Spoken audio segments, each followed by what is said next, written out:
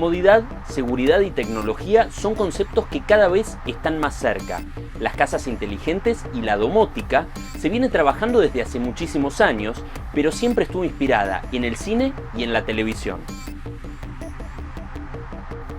Los supersónicos marcaron a más de una generación con sus ideas de un futuro en donde trabajar era apretar un botón, la comunicación era a través de pantallas y los robots se encargaban de mantener limpio el hogar. Cosas que, aunque nadie lo hubiera creído, terminaron siendo realidad. La visión de Epcot en Disney World fue un poco más arriesgada y algunas de las viviendas que planteaban eran lugares en los que nadie realmente querría vivir. Sin embargo, la sociedad encontró un punto intermedio en los accesorios que ayudan a automatizar o mejorar un hogar, haciendo que tareas tan cotidianas como encender una luz, levantar las persianas o encender la televisión se hagan mucho más sencillas. Principalmente fue la opción de poder tener un control absoluto del hogar desde el smartphone la que impulsó toda una serie de implementos que cumplen con las más diversas tareas. Incluso algunos de estos dispositivos consiguieron ventas masivas y millonarias.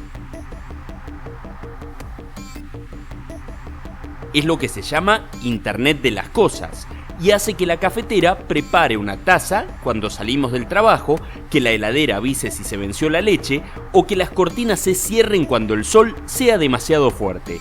De entre todos estos proyectos, uno de los más populares es Roomba, una aspiradora inteligente. Se lanzó al mercado en 2002 y se calcula que en febrero de 2014 ya se habían vendido más de 10 millones de unidades en todo el mundo.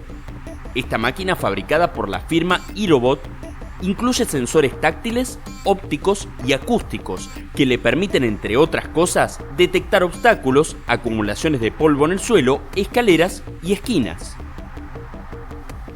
Este proyecto consiguió hacerse muy popular por la posibilidad de reprogramarse a través del software de código abierto que controla la aspiradora. Los resultados no revolucionaron el mundo de la limpieza, pero consiguieron, por ejemplo, que un grupo de hackers pueda jugar al Pac-Man usando aspiradoras. En 2003, el especialista en robótica, Rodney Brooks, presentó este producto, pero además de una charla de cómo los robots iban a pasar a formar parte de nuestra vida cotidiana. What I want to tell you about today is how I see robots invading our lives at multiple levels over multiple timescales. And when I look out in the future, I can't imagine a world 500 years from now where we don't have robots everywhere, assuming, despite all the dire predictions from many people about our future, assuming we're still around, I can't imagine the world not being populated with robots. And then the question is, well, if they're going to be here in 500 years, are they going to be everywhere sooner than that? Are they going to be around in 50 years? Yeah, I think that's pretty likely. There's going to be lots of robots everywhere. And in fact, I think there's going to be a lot sooner than that, and I think we're sort of on the cusp of robots becoming common.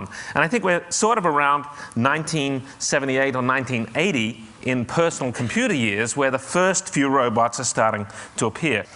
Computers sort of came around through games and toys, and the first computer most people had in the house may have been a computer to play Pong, a little microprocessor embedded, and then other games that came after that. And we're starting to see that same sort of thing with robots, Lego Mindstorms, Furbies. Who here, did anyone here have a Furby? Yeah, there's 38 million of them sold worldwide. They were pretty common. And they're a little tiny robot, a simple robot with some sensors, it's a little bit of processing actuation. On the right there's another robot doll that you could get a couple of years ago.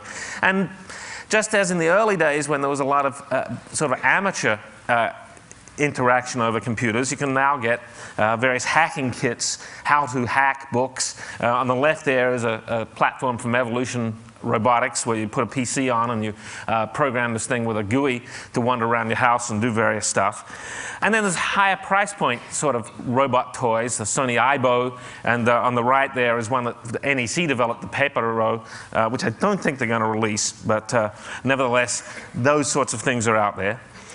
And we've seen over the last 2 or 3 years lawn mowing robots. Husqvarna on the bottom, Friendly Robotics on top there, an Israeli company. And then in the last 12 months or so, we've started to see a bunch of home cleaning robots appear. top left one is a very nice home cleaning robot from a company called Dyson in the UK, except it was so expensive, $3,500, they didn't release it. But at the bottom left, you see Electrolux, which is on sale. Another one from Kasha. And the bottom right is one that I built in my lab about 10 years ago, and we finally turned that into a product. And let me just show you that. We're going to give this away, I think Chris said after the talk. This is a robot that you can go out and buy, and it will clean up your floor. And it starts off sort of just going around in ever-increasing circles. I don't think we're going to deliberately build robots that we're uncomfortable with. They're not going to have a super bad robot. Before that has to come to be, a mildly bad robot. And before that, a not-so-bad robot. And we're just not going to let it go that way. So I think I'm going to leave it at that. The robots are coming. We don't have too much to worry about. It's going to be a lot of fun, and I hope you all enjoy the journey over the next 50 years.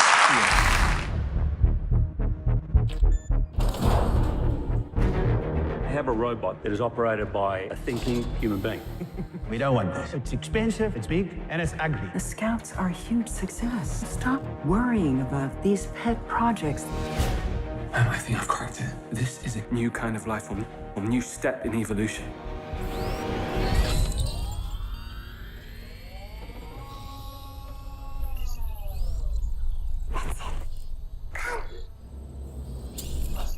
You are Chappie. Chappie. It's like a child has to learn. What's that? Chappie's book? Yeah, it's yours. Chappie's got stories. Chappie's got a book. Anything you want to do in your life, you can do. Write poetry, have original ideas. Chappie wants to paint. Wow. What in the name of the Lord? Building a robot's a big problem for me. A thinking robot could be the end of mankind.